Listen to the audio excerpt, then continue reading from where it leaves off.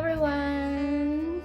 Today is Tuesday. Okay, so kagabi po ay nagkaroon ng snowstorm dito kaya ipapakita ko yung aming backyard. Okay friends, ito po yung aming likod. As you can see, mataas po yung snow. Abot siya ng 8 inches.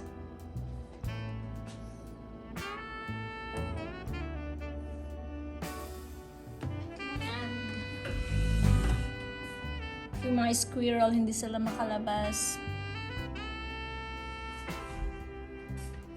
Buti nalinis na yung aming daanan, pero early morning, as in super deep yung snow.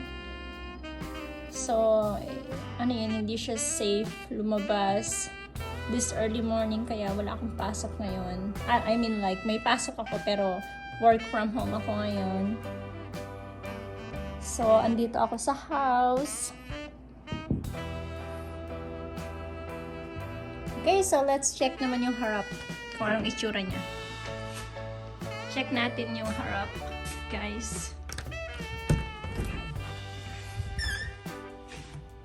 Yeah, so as you can see, mahirap pa din dumaan dito sa harapan namin. Kanya-kanyang linis, kanya-kanyang shovel ng snow.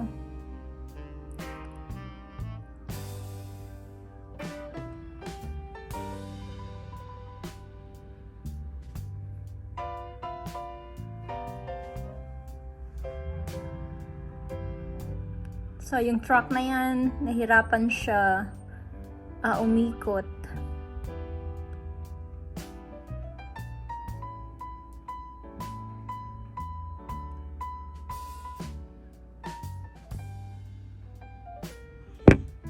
And tignan niyo yung aking outdoor chair and tables. Pwede na akong gumawa ng cake. Okay. Magpipicture ako mamaya dun sa snow. Kay snowman.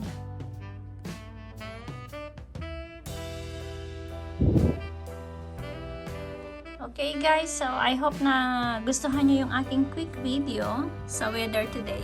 Okay, see you next time. Bye!